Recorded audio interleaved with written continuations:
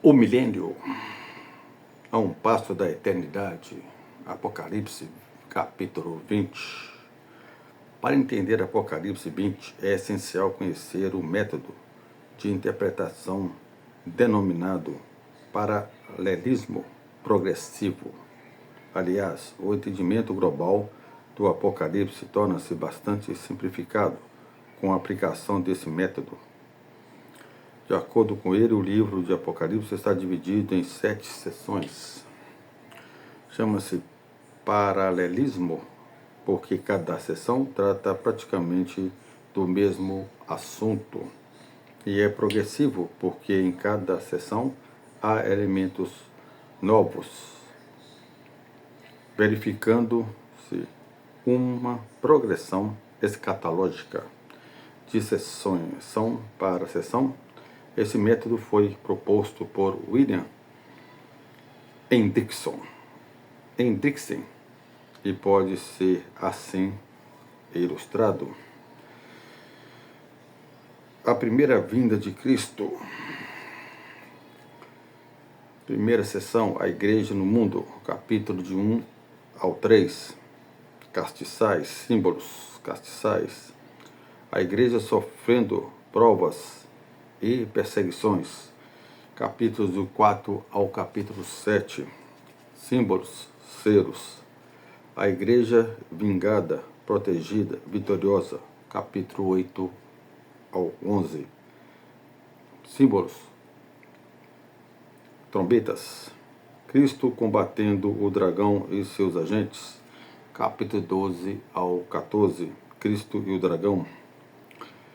Ira final sobre os impenitentes, capítulo 15 ao capítulo 16. Simbolismo, taças, a queda de Babilônia, das bestas, capítulo 17 ao 19, Babilônia. O dragão condenado, Cristo e a igreja vitoriosa, capítulo 20 ao 22. Consumação. Com tudo isso aqui, tudo vem a segunda vinda de Jesus e depois novo céu e a nova terra, eternidade. Então vamos lá, vamos analisar análise do texto. Sendo assim, os capítulos 20 a 22 constituem a última seção do livro, segundo Anthony Rockman. O texto de Apocalipse 20, versículo 1, leva-nos novamente ao princípio da era cristã, milênio, significado e interpretação, LPC, Campinas, São Paulo, 1985. No capítulo 20 de Apocalipse, encontramos vários símbolos, a saber, chave, corrente, 1000 anos, abismo, selo, tronos, prisão, livros, Gog e Magog, lago de fogo e enxofre. Não se pode dar a nenhum desses símbolos uma interpretação literal, nem mesmo aos 1000 anos, como alguns defendem. Esse número é simbólico e indica apenas um longo período de tempo. Os significados dos símbolos serão considerados no decurso do estudo. É importante atentar também para o fato de que na hermenêutica de Apocalipse 20, a história, a geografia e a matemática são pouco relevantes como ferramentas de interpretação. Ao utilizá-las, devemos fazê-lo com cautela. O texto descreve situações e experiência complexas, tais como o aprisionamento de Satanás, o reinado dos santos no céu, a primeira ressurreição, a segunda morte, a libertação de Satanás e sua derrota definitiva, o grande julgamento. Contextualização. Primeiro, o milênio. Depois nós vamos estudar a grande tribulação e a vinda gloriosa de Cristo. Então, primeiramente, vamos pegar aqui o milênio. O milênio começou com a primeira vinda de Cristo e terminará um pouco antes da segunda vinda. Os 1000 anos mencionados em Apocalipse 20 não podem ser entendidos como sendo literalmente um período de 1000 anos. Referem-se, na verdade, a um período iniciado a partir da primeira vinda de Cristo. A referência à primeira vinda inclui tudo o que envolve, desde a encarnação até a ressurreição e a entronização de Cristo. Efésios capítulo 1, versículo de 20 ao 23. Satanás está amarrado e aprisionado até que transcorram os 1000 anos. Versículo 1 e o 3. O aprisionamento de Satanás indica que o seu poder e liberdade de ação foram restringidos por Cristo. A prisão aqui é restrição, né? É simbólico, então restrição. Então ele foi restringido. João capítulo 12, versículo 31 a 32. Segundo o próprio Senhor, os sinais da chegada do reino de Deus confirmam que ele mesmo primeiramente amarrou o valente. Mateus 12, versículo 28 e o 29. O acorrentamento de Satanás não o impede, entretanto, de agir, apenas restringe sua liberdade para enganar e obscurecer as nações, como acontecia antes da vinda de Cristo. Isaías 9, versículo 1 ao 7. Também pede de resistir, prevalecer contra a igreja. Mateus 16, versículo 18. A era que estamos vivendo, a qual é o desenrolar do próprio milênio, terminará pouco antes da segunda vinda de Cristo, quando Satanás será solto e derrotado de uma vez por todas.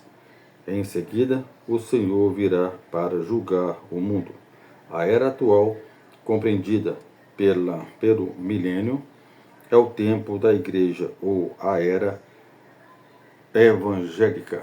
O Satanás não pode impedi-la. Lucas capítulo 10, versículos 17 ao 19. Este é um período em que a igreja tem a liberdade e a oportunidade de fazer ouvir as boas novas de salvação em todo o mundo, como determinou o Senhor Jesus. Atos dos Apóstolos, capítulo 1, versículo de 6 a 11. É importante observar, meus irmãos, nesse texto que essa missão está inserida entre a primeira e a segunda vinda de Jesus. A igreja deve aproveitar as oportunidades e desenvolver com urgência a sua missão, pois o tempo está próximo. Romanos capítulo 13, versículo de 11 a 14. É importante lembrar, porém, que o fato de Satanás estar amarrado não significa que seja desnecessário preocupar-se com ele. Sabemos que um leão, mesmo amarrado ou aprisionado, continua sendo perigoso e pode causar muitos danos. 1 Pedro, capítulo 5, versículos de 8 a 10.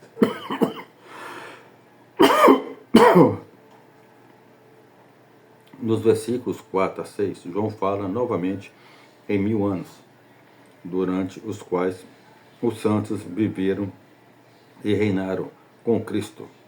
Não se trata aqui de outro milênio, apenas indica que, enquanto o milênio transcorre e vive-se na terra, a era da igreja no céu estão vivendo e reinando com Cristo, os crentes que já morreram.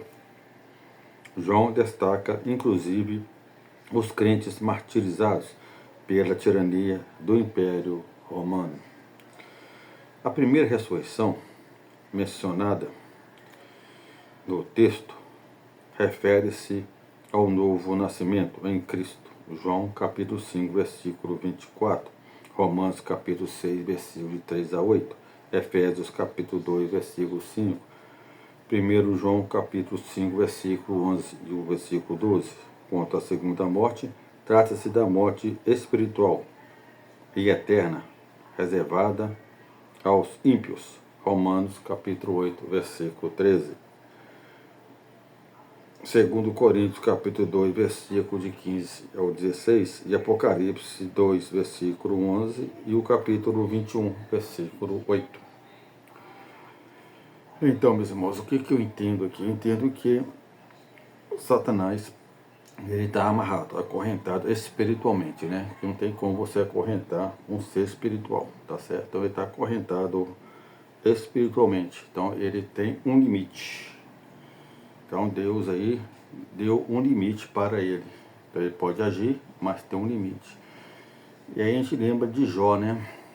Jó, quando Deus permitiu que Satanás o atacasse, né? Então Deus também falou para ele que não matasse, né? Poderia fazer tudo, qualquer coisa com Jó, menos matar. Então, Satanás aqui, nesse milênio aqui, que começa da primeira vinda de Cristo, que vai até a segunda vinda de Cristo, que é esse que nós estamos aqui vivendo, esse milênio que nós estamos vivendo. Então o Satanás está amarrado. Então, quer dizer, espiritualmente amarrado na corrente espiritual, no qual ele tem apenas um limite, tá certo? Ele tem um limite, ele não pode passar daquele limite, ok? Agora vamos falar sobre a grande tribulação. João afirma que, cumpridos os 1000 anos, Satanás será posto em liberdade. É necessário que ele seja solto pouco tempo. Versículo de 3 a 7. Aí que vai ser solto, você vai ficar livre. Será um curto período, caracterizado por grande apostasia. Satanás sairá a seduzir as nações nos 4 cantos da terra, com o propósito de pelejar contra o povo de Deus. Versículo 8. Gog e Magog, mencionados nesse versículo, não se referem propriamente a uma pessoa ou lugar, mas são nomes simbólicos que representam a oposição movida pelos inimigos de Deus e do seu povo. O reverendo Américo Ribeiro observa o seguinte: os nomes Gog e Magog derivam do livro de Ezequiel 38:2.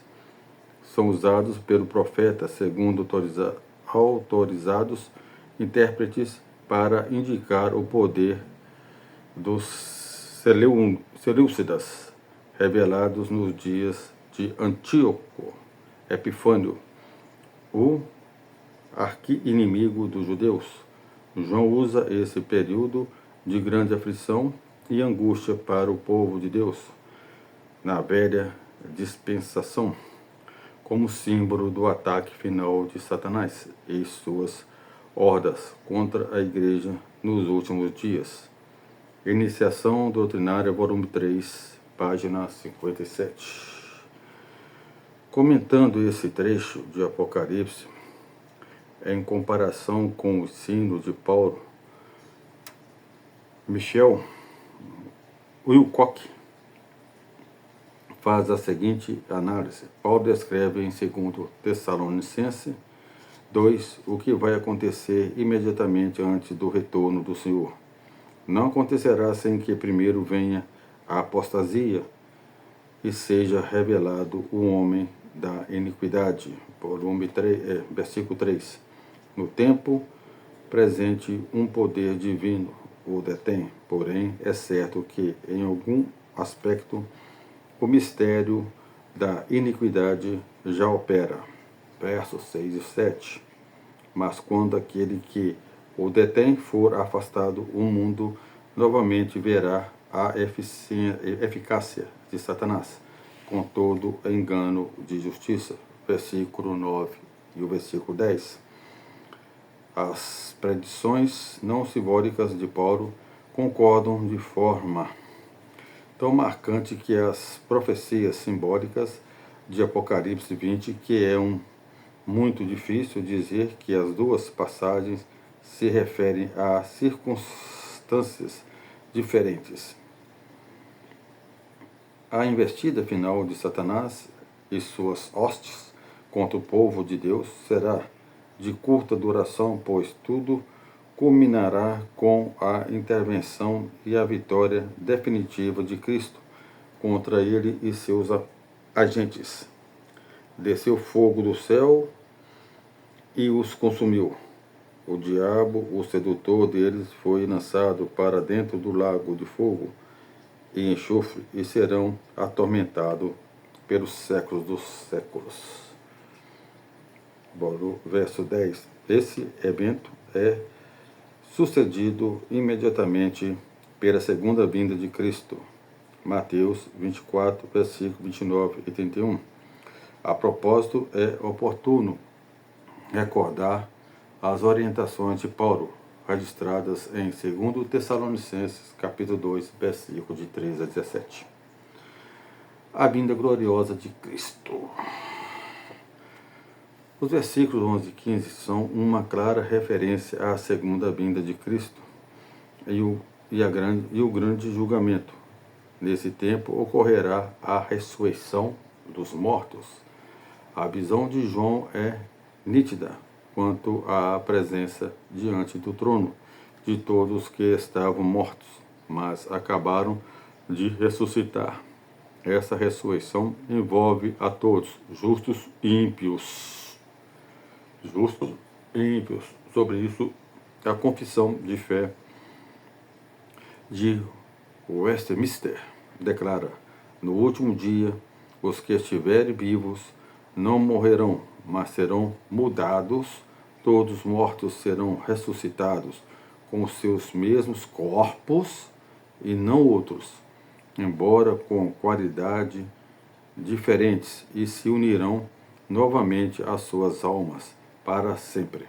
Os corpos dos injustos serão, pelo poder de Cristo, ressuscitados para a desonra. Os corpos dos justos serão, pelo seu Espírito, ressuscitados para a honra e para serem semelhantes ao próprio corpo glorioso de Cristo. Simultaneamente, a ressurreição dos mortos e a transformação dos que estiverem vivos, ocorrerá o julgamento e seguir-se-á a eternidade. Mateus capítulo 17, versículo 27. 2 Coríntios capítulo 5, versículo 10. 2 Tessalonicenses capítulo 1, versículo 7 ao 10. Judas, versículo 14 e o versículo 15. A morte e os seus poderes, bem como os ímpios, já terão sido aniquilados para sempre. Versículo 14 e o versículo 15. Os santos, por sua vez, na presença do Senhor, começam a desfrutar do novo céu e da nova terra, o que se estenderá por toda a eternidade. É o fim da história e o começo da eternidade. Como diz Daniel, os santos do Altíssimo receberão o reino e o possuirão para todo e sempre, da eternidade à eternidade. Daniel, capítulo 7, versículo 18. Pois muito bem, meus irmãos. O que eu entendo é justamente isso. O milênio já vem desde a primeira vinda de Cristo e vai terminar com a segunda vinda de Cristo.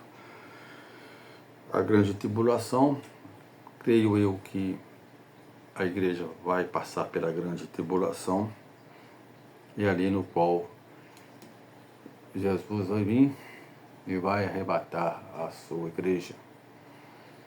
E arrebatando as suas igrejas, primeiramente os mortos ressuscitarão, e aqueles que morreram em Cristo terá a vida eterna, aqueles que não morreram em Cristo vão ser condenados, e aqueles que estão vivos aqui na terra, que crê em Jesus Cristo, também terão um corpo glorificado, um corpo no qual vai entrar no novo céu e na nova terra. E aqueles que, aí vem o julgamento, E aqueles que são condenados, infelizmente, serão jogados no inferno, ou seja, no sofrimento eterno. Fica na paz, meus irmãos.